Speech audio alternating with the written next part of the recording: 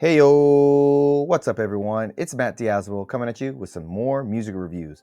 I hope you like it, I hope you stay tuned, and I hope you like and subscribe. If you do, I'd appreciate it because this is my job now. Today, I'm checking out the latest release from a band called Upon Stone with their latest EP called End Time Lightning. Now, if you've never heard of this band, I'll do a little rundown for you so you get a sense of who they are. They are based out of the San Fernando Valley in California. They play a style of melodic death metal, also known as melodeath.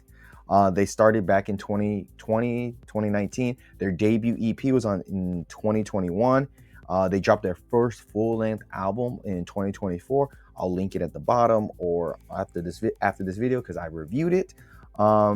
Many of them are calling them, I guess, many people are saying that they are resurrecting the Gothenburg style of melodeath from bands like At the Gates, what else? The Haunted, stuff like that. Bands like those. But this newest EP, the band is kind of sharpening their tools a little bit here. It's produced by the bassist of Nails, Andrew Solis, and mixed and mastered by Dan Swano, who has worked with bands like Dissection, Opeth, and Catatonia. I think that's how you pronounce it. Clearly, it aligns with what the band is going for. Those bands that they've worked with, the producers and everything are meshing really well with this band. And the band themselves describe the EP as a more grandiose, detailed, and sharpened than before. I can kind of see that, while still keeping their core of visceral, unfiltered darkness. So it's not really a reinvention. It's more of a next step, pushing their melodic death metal roots into more ambitious, powerful, and dynamic direction. Them describing that about their new EP, it makes sense after I've listened to this EP compared to their first album that I checked out.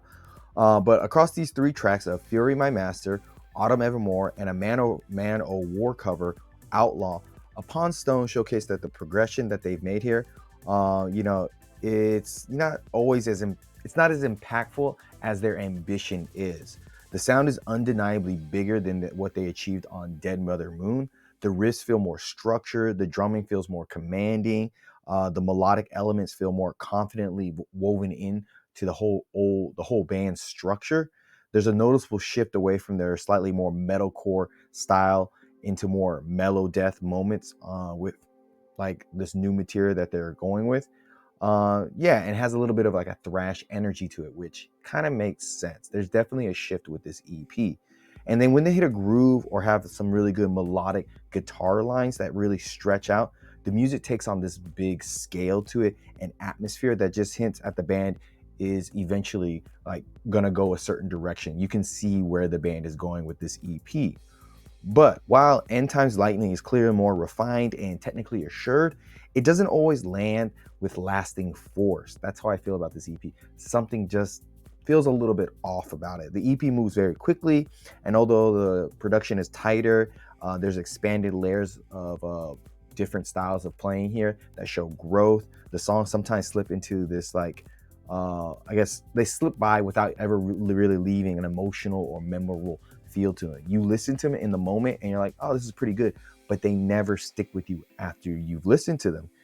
You can hear the band developing, adding more complexity to their style, more details, and more intention. Yet for some reason, the results are just more promising than definite, I gotta say. And compared to Dead Mother Moon, the release really shows a real improvement in craft and clarity. I want to say it does have more of a technical edge here with this EP than their debut.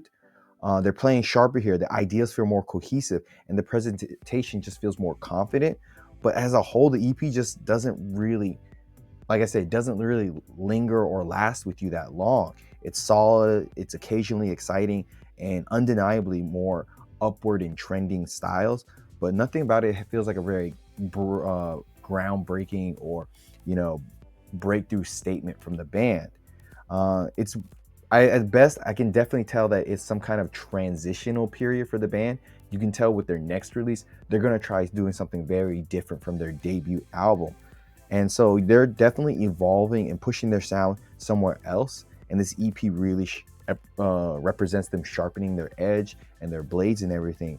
but it just doesn't leave a strong impact for now. Their next release could be something bigger, and I feel like something's on the horizon.